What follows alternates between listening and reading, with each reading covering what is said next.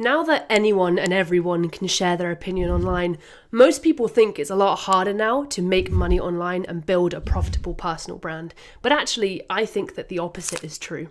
You may think that more saturation means more competition, but in reality, if you're true to yourself, you're really in a category of one.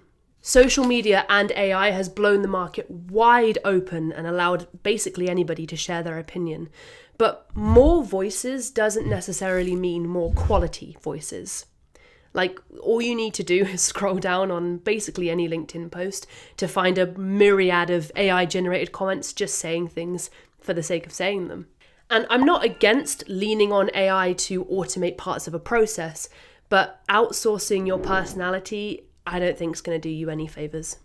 I believe there's a way to harness your authenticity to build a profitable personal brand, and there are 4 key rules that I live by and that I also teach my clients.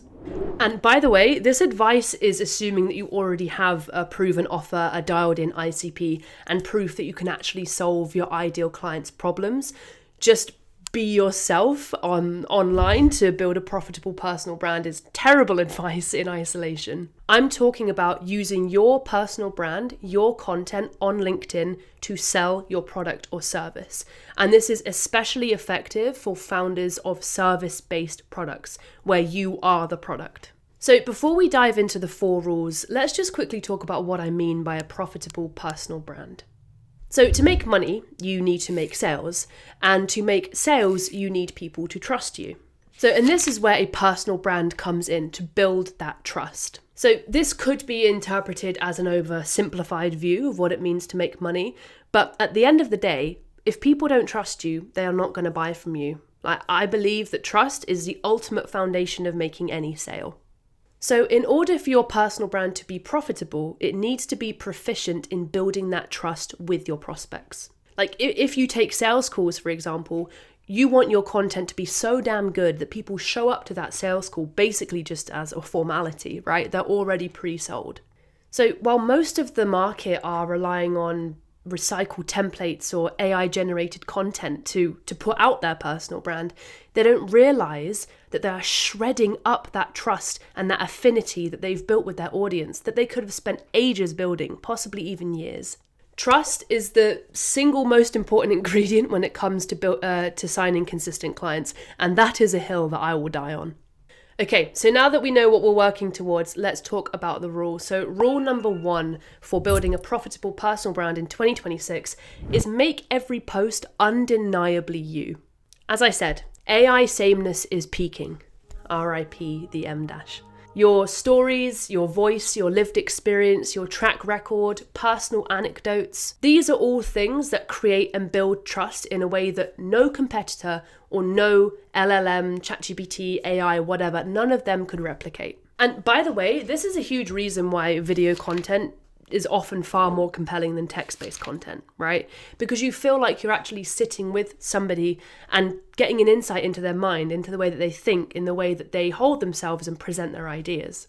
And don't worry, I'm not saying that you have to do video content, but I am saying that it generally does do a much heavier lift than text-based content. So every time you write a LinkedIn post this year, ask yourself, is this undeniably me? Could ChatGPT or even a competitor have written this? Like, if I put a different name on this post, would it still make sense? If someone else could take it, it is not authentic enough, yeah? You need to root every post in your personal experience. Fundamentally, LinkedIn is a thought leadership and knowledge sharing platform. Yeah, but there is nuance to this. You can't really just get away with posting bland industry insights or generic expertise anymore. Every post needs to be truly original and undeniably you. You can do this by providing a genuine personal opinion, reflecting on real lived experience, telling a story about either yourself or your client, or leaning heavily on your actual tone of voice. For example, do you like to use humor? Do you swear often? Are you metaphorical? Do you ask a lot of rhetorical questions? So quite often I'll actually dictate my LinkedIn posts and then edit or format them later, just so I'm actually capturing them in a way that I would say it to a friend, right?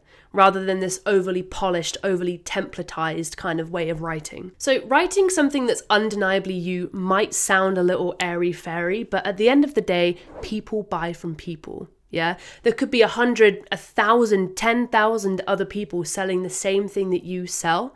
But at the end of the day, someone is going to choose you for you. Yeah, that's how it works. There's God knows how many other people selling the same thing that I sell. But the people that have chosen to work with me have chosen to work with me for a reason. They are aligned to me. They like my content. They like my values. They like the way I see the world. I mean, yeah, sure, the fundamental boxes have been ticked. Do I get the problem and can I solve it and do I have proof? Fine. But if 10, 20, 30, 40 other people also have that proof, what's going to separate me from them? It's going to be me, my authenticity, right? That's why every post needs to be undeniably you. And at the end of the day, when thousands of people are using templates or AI or posts that have identical structures, rhythms, and language, a post that's really human and really authentic is going to stand out in a sea of sameness. And not only is it going to stand out, but it's going to build trust. And building trust is going to shorten your sales cycles and help you sign more clients. So rule number 2 of building a profitable personal brand is 3 post pillars and sticking to them religiously. A big mistake I see a lot of founders making is posting for the sake of it, right? There might be a random personal story here, a couple of case studies there, and then silence for 3 weeks because the consistency got too much. And I get that, I've been there too. So the way I'm tackling content now in 2026 is I'm treating my content as if it were a trust meter. So, in Sims, when you're trying to befriend or schmooze another Sim, and they have this little meter above their head of how much they like you. This is kind of how I'm seeing content at the moment for LinkedIn. And when your meter gets full, you're allowed to be their best friend or kiss them or whatever. Although I'm not prescribing for you to try to kiss your prospects, it's just a metaphor. And it's become quite clear to me over the last few months that sales are made when the trust meter is full across 3 key areas, which is the 3 key content pillars. Trust that you can solve their problem, so expertise-based content. Trust that you've done it before, so evidence-based content. And trust that you're a relatable and familiar human that they'd like to do business with. And that is the relatability pillar. And typically what I found is people don't tend to buy unless these meters have been maxed out across all 3 pillars, right? And the speed in which the trust meter fills up across these 3 pillars will differ from person to person, right? Some people are super dominant buyers, other people take a long time to be nurtured, right? It depends. But the idea is that you're working on filling out those 3 trust meters across your content all the time. Right? Every single piece of content should be filling up your trust meter in one of those 3 areas every single time. So let me give you an example. I was in a sales cycle with my current mentor for well over a year. Yeah. My expertise and evidence trust meter was full, right? I knew he knew how to solve my problem and I knew that he'd done it before. He had loads of proof and loads of expertise. But my relatability meter was not maxed out at all. And then it wasn't until recently that he started switching up his content, right? He started talking about who he was as a person, his values, his philosophies, the way he saw the world, his dreams, why he was doing this. And slowly but surely, my relatability meter started filling up because I started to feel connected to him, human to human, right? He felt more tangible to me and he felt more relatable to me. And as soon as the relatability meter was filled up, I was ready to buy. So when you're building your profitable personal brand in 2026, make sure that every single piece of content that goes out tackles one of these 3 key areas: expertise, evidence, relatability. And like I said, the speed at which people fill out their trust meters will depend on each person. The idea is that your outputs, so these pieces of content, are all tackling each of these areas consistently. But word of caution, just reverting back to the first rule of making each post undeniably you, the relatability post will be easy for that, but make sure that your expertise and evidence posts don't fall into that trap of being generic, hollow advice. Root everything in personal experience. Make every post undeniably you. So, rule number 3 of building a profitable personal brand in 2026 is using the language of your ICP. ICP meaning ideal client profile. To build trust to ultimately make sales and become profitable, your content needs to serve as a mirror for your ideal client profile. They need to be able to self-identify with what you're saying. You need to use the language that they use to describe their pains, their desires, their objections, whatever. Lead generation is 10 times easier when you start describing these things with the language that they use rather than the language that you use, right? So this rule might sound a little contradictory to the first rule of being undeniably you, of making every post undeniably you, but there is a way to balance these two ideas. An analogy that I like to use for this, which might be a little bit cheesy. So imagine your LinkedIn post as a meal, right? Sitting down for a meal. The food, so that the main part of the meal, the meat, veg, and potatoes, that is rule 1 that we talked about. That is making every post undeniably you. So the food is your story, your personal experience, your systems, your track record, whatever makes the post undeniably you, right? Using ICP language throughout, that is like the seasoning. It isn't the main event, but it brings out the value of the food. So it's super important to season your posts, if you like, throughout the body of the post. But number 1 important is the hook. The hook has to use language that your ICP uses. Like I said, when your content mirrors buyer language to describe their problems or their desires, that builds trust. And building trust shortens sales cycles, helps you to sign consistent clients, and ultimately helps you build a profitable personal brand. So the best and the fastest way to get information, to access this information, the ICP language, is to analyze your DMs, but also to analyze your sales call transcripts. So I have a very specific ChatGPT prompt that I use. I put every single one of my sales transcripts through, and it helps me to write the most killer laser-focused content ever that mirrors my ICP language. If you're interested in getting the ChatGPT prompt, connect with me on LinkedIn, DM me the word prompt, and I'll send it to you. And the great thing about using ICP language throughout these 3 pillars and throughout your content strategy is you can turn even personal posts that might seem irrelevant into lead generating assets.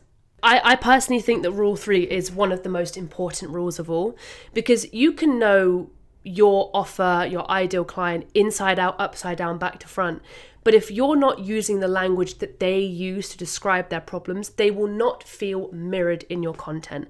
And at the end of the day, relatability, like I said, is one of the core parts of making sales. It's trust, it's relatability, it's knowing that this person understands the problems that you're going through on a daily basis.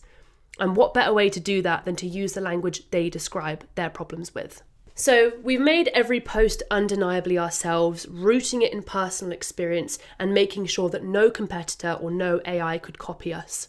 We're writing one of 3 core content pillars. We're either demonstrating our expertise, showing evidence that we know how to solve the problem, and showing insight into our world to make ourselves more relatable and therefore build more trust. And finally, we're using the ICP language throughout the posts whilst talking about our personal experience, but making sure that we know exactly how our ideal client is describing their pains and their desires. So the final rule that I want to talk about here is my personal favorite, and that is to have some fucking fun. Okay? Have some fun. In my experience, prospects have felt way more magnetized to me when I'm just having fun with my content and enjoying myself. Like, I understand that I've given you actionable advice that gives structure to the content, but that doesn't mean you have to be rigid with it. Have some fun. When you run a service-based business like I do, and this is particularly important for coaches, consultants, agency founders, that type of thing, your relatability trust meter that we talked about a moment ago is so important because you are the business. Your knowledge, your experience, your attitude, your ability to create results, you are the business. And in my experience, one of the best ways to show up authentically and build trust, build real trust, is to have some fun with it. When you're relaxed and you're giving yourself permission to create and to experiment with your content. There is a lot of advice on LinkedIn about how to do content optimally and all these checklists and strategies you need to follow. And whilst I understand I'm a bit of a hypocrite because I've given you a strategy, I do tend to think a lot of this does way more harm than good.